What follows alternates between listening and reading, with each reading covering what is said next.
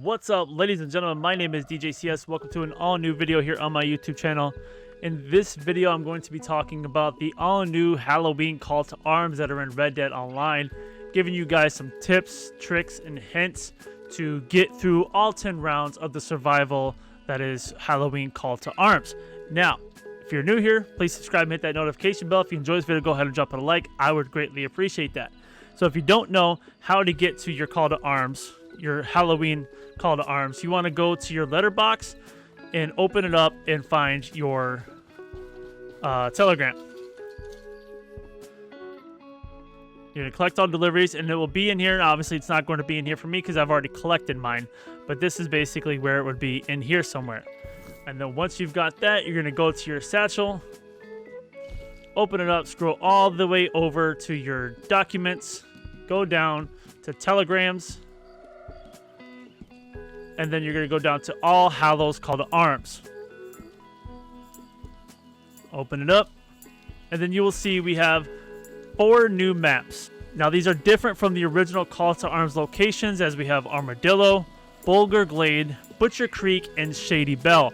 I'm going to go over all 4 of these locations with you guys, so you guys know what to expect when you get there. Now, unfortunately, I don't have actual call to arms footage of all these locations because they are pretty time consuming, and to do that would just take a long period of time, and there is a wait period in between each time you can do one. So I'm just basically going to go around to 3 of the locations. I do have 1 location to show you guys of actual call to arms footage, but I'm going to go around and show you guys locations. Now this is Bulger Glade, which you can see here. It's just south of Rhodes. So in this location, there's not a lot of cover. As you can see in the area, there's really no high ground with the exception of this building over here. This is kind of like the Civil War battlegrounds area. With the exception of this building, there really is no high ground. And in these call to arms, you really want high ground. This is the only high ground you have, and you are still open for attacks from this side. So that's something to take account for with this area. And like I said, there is a whole open area out here with like a battlefield and stuff, but it doesn't really leave you anywhere to hide and cover. Now they will spawn in boxes and other items and stuff for you to kind of hide around or hide behind, but even still, it's just not a very good area for hiding yourself. Now the next area on our call to arms here is Shady Bell, which is actually fairly close to Bulger Glade. It's over here to the right of Bulger Glade, or to the east, if you will, on the map. And it's actually from our chapter 3, I think it is, location with this house here. Now you do see there are a lot of campsites and a lot of areas for cover out here, including some barricades. I thought I saw it here somewhere.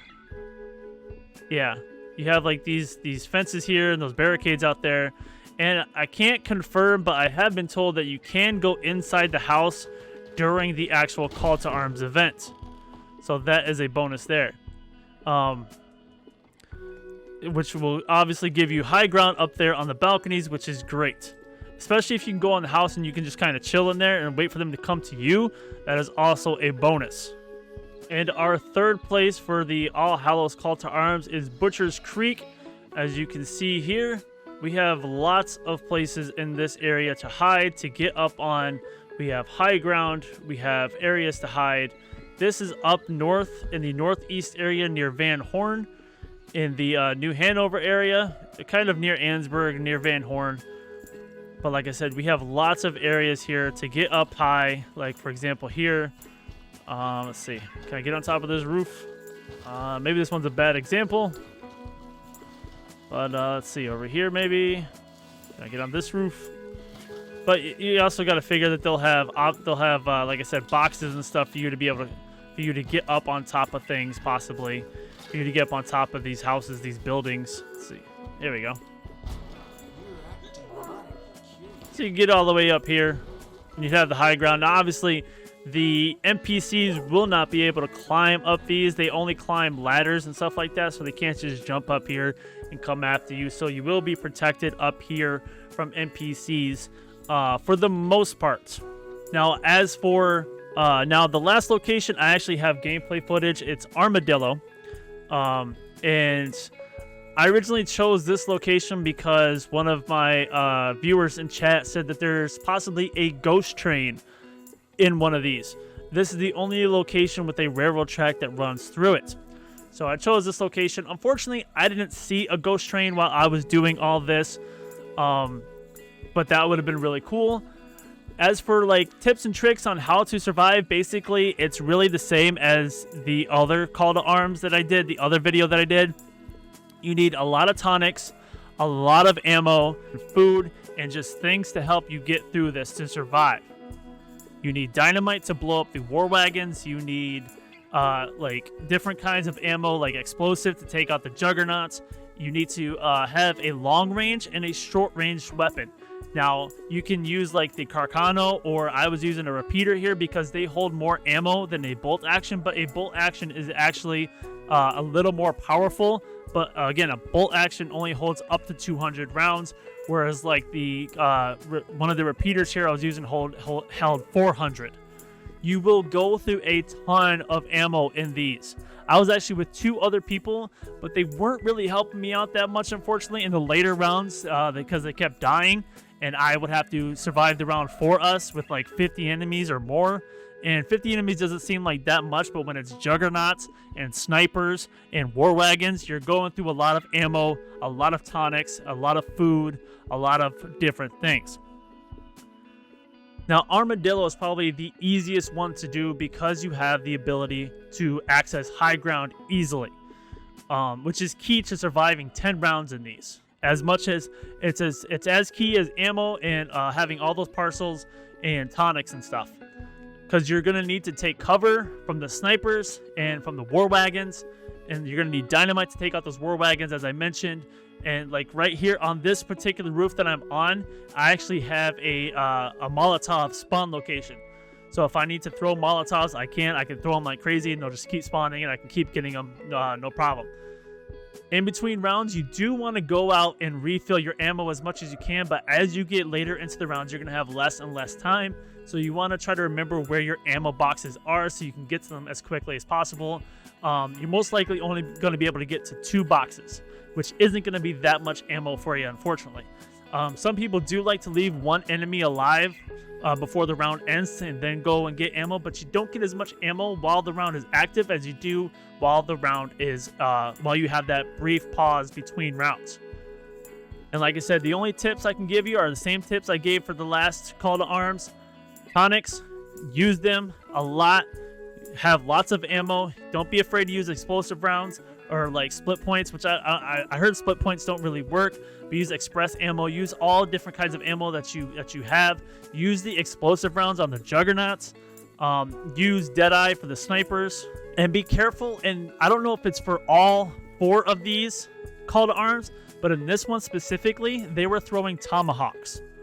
So that's something you need to be careful of, even in high ground areas, because they can still reach you if they get close enough when they throw a tomahawk at you. There didn't really seem to be any special weapons other than them throwing tomahawks that I noticed. I know in the last call to arms, there were cannons on like the Fort Mercer board. I don't really know, unfortunately, about the other 3 if there are special weapons that are used. I haven't really heard about anything, but there could be. So just be on the lookout for that. Those usually happen in like the later rounds, 7 and up, where they start using special weapons. And just take your time with it and don't do anything you feel would put yourself in danger. Like there were times where I thought, okay, I should probably go down and start taking out people on the floor. But at the same time, you put yourself in vulnerable positions, especially if there's a war wagon out there somewhere, because a war wagon has a turret gun on it and it's going to just chop right through you. So if you think it's not safe to go down, most likely it isn't. Stay in your spot, and eventually they will come to you. Patience is key. Some people do lose patience though, and eventually they get down and run around. And I've done that before myself, and that's how I ended up dying in like the 9th or 10th round. You are going to go through a lot of ammo and a lot of, like I said, parcels, food, tonics, all that stuff. And honestly, I don't really think it's worth it for the payout. Even that double money, the double payout that it is right now, you do get 2 bars of gold, and you do get a couple $100. But with the money you spend on ammo and stuff, I really don't know if it's worth it. It's fun, don't get me wrong. It is fun experience to play with your friends. If you have like 3 other guys who want to go and just, you know, light shit up and have a war. Unfortunately, it's not really anything in terms of like zombies. It's basically just the NPCs from the Dead of Night series that they have in the game, where they carry weapons and stuff. It's not really zombies, unfortunately. It'd be great. It'd be awesome if it was zombies. But zombies don't shoot guns or throw tomahawks or drive war wagons. So it kind of lacks. It's like I said, it's basically the exact same as the other Call to Arms, just in different locations with different looking NPCs. So play it at your own discretion. It is, like I said, 2 times gold and money this week until Tuesday. So if you and your buddies want to go and, like I said, just have fun shooting stuff, that's the mode for you guys. And like I said, you'll make 2 times gold and 2 times money. So that's pretty much all I got for you guys.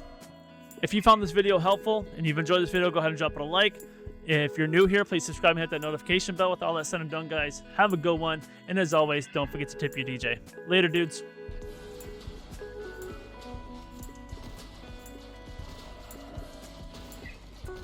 Oh yeah, let's go. Let's go. I need to have my camera on. Let's go.